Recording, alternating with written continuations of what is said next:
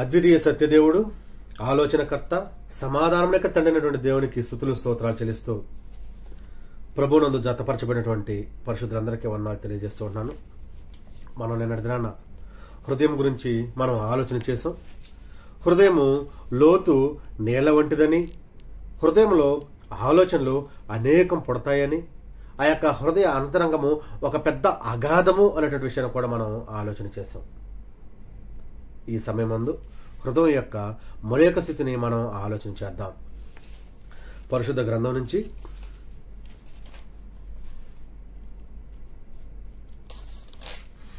వాక్యాన్ని చదువుకొని మనం ప్రారంభించుకుందాం.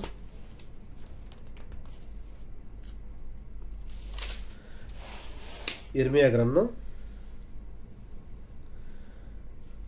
17వ అధ్యాయం, నేను 9వ వచనం చదువుతాను చూడండి. హృదయం అన్నింటికంటే మోసకరమైనది, అది ఘోరమైన వ్యాధి కలది, దాన్ని గ్రహింపగలవాడు ఎవ్వడు. నా ప్రియమైనటువంటి సహోదర సహోదరులరా, ఏంటి బ్రదర్ మీరు ఎలా చెప్తున్నారు? మా యొక్క హృదయం అంత ఘోరమైనదా, అంత భయంకరమైనటువంటి వ్యాధి కలిగిందా అని అంటారేమో. నేను చెప్పట్లేదండి.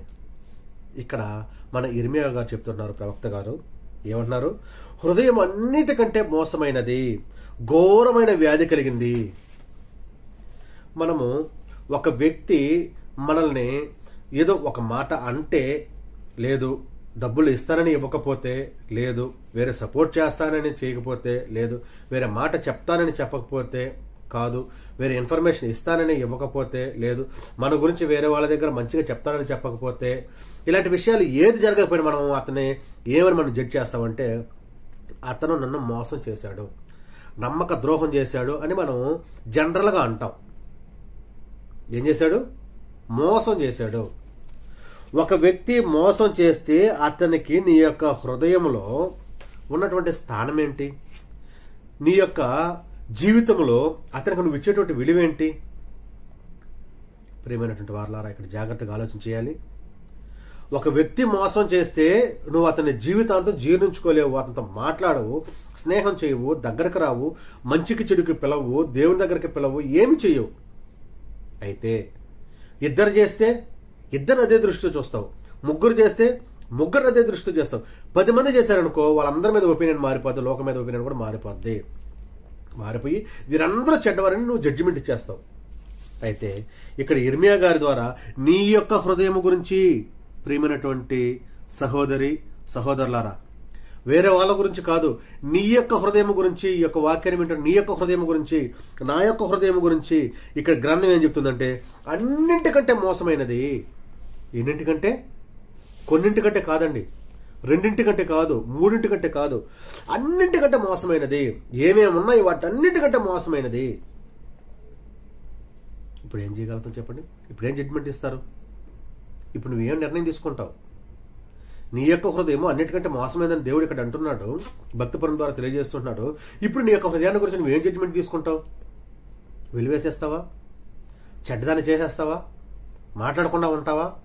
ఆలోచన చేయకుండా ఉంటావా? ఇతరుల విషయంలో అయితే నువ్వు చేయగలవు, కానీ నీ యొక్క విషయంలో నువ్వు చేయలేవు. ఎందుకంటే అది నువ్వు కాబట్టి. నువ్వంటే నీకు ఇష్టం, బయట వారంటే ఇష్టం లేదు, వారు చేస్తే మోసం. నీ యొక్క హృదయం చేస్తే మోసం కాదు. కానీ గ్రంథం చెప్తుంది అన్నింటికంటే మోసమైనది నీ యొక్క హృదయము, మరియు ఘోరమైన వ్యాధి కలిగింది. ఒక చిన్న అనారోగ్యం ఉంటే హాస్పిటల్లో ఉన్నటువంటి డాక్టర్లు, నర్సులు వాళ్ళైతే ట్రీట్ చేస్తారు, కానీ ఇంకెవరు వాళ్ళ దగ్గరికి వెళ్ళరండి. సరే, కరోనా వచ్చింది, కరోనా అనారోగ్యం అందరికీ తెలుసు. ఆ సిచ్యువేషన్లో ఒకరొకరు కలుసుకున్నామా? మాట మాట్లాడుకున్నామా? కనీసం షేక్ హ్యాండ్ ఇచ్చుకున్నామా? ఒక హగ్ చేసుకున్నామా? ఏమీ లేదు. ఆ గాలి సోకితే వైరస్ వచ్చేస్తుందని భయపడిపోయి దూరం పెట్టేస్తాం. పురాతన కాలంలోనికి వెళ్తే పరిశుద్ధ గ్రంథంలో చెప్పినట్లుగా పెద్ద రోగం అనేది ఒకటి ఉండేది. అది ఏంటి అంటే, ఆ యొక్క కుష్టు వ్యాధిని పెద్ద రోగం అనేటువంటి వారు, అది వస్తే ఊరు అవతరక తీసుకెళ్లి వాళ్ళు వదిలిపెట్టేసి వెలివేసేటువంటి వారు, ఊర్లోకి రాణించేటువంటి వారు కాదు. ఎందుకంటే అది అందరికీ అంటుకుంటుంది అనేటువంటి ఒక ఆలోచనతో. అది వ్యాధి. ఈనాడు నీ హృదయం యొక్క పరిస్థితి, అది ఘోరమైన వ్యాధి కలిగింది, మామూలు వ్యాధి కాదు. అన్న 2 minutes. ఘోరమైన వ్యాధి కలిగింది, మామూలు వ్యాధి కాదండి, చాలా ఘోరమైనటువంటి వ్యాధి. ఇప్పుడు నీ హృదయాన్ని నువ్వు ఎంతవరకు వెలిగలుగుతావు? నీ యొక్క హృదయాన్ని నువ్వేం చేస్తావు?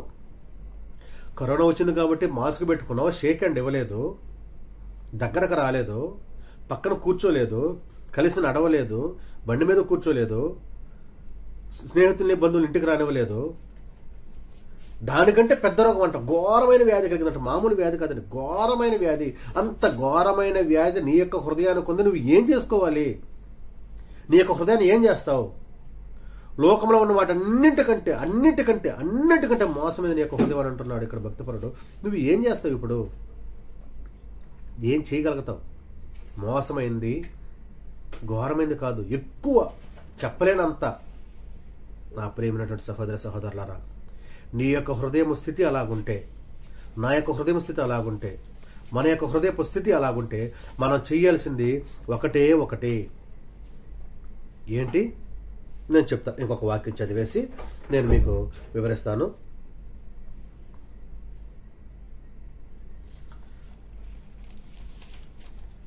మనం జ్ఞాని అయినటువంటి సొలొమోను గారు మనకు తెలియజేసినటువంటి మరొక విషయాన్ని నేను మీకు తెలియజేసి వివరణిస్తాను.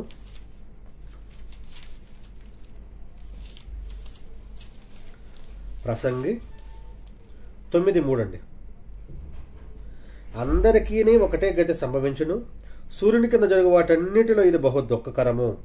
మరియు నరుల హృదయము చెడుతనంతో నిండి ఉన్నది, వారు బ్రతుకు కాలమంతయు వారి హృదయమందు వెర్రితనముండును.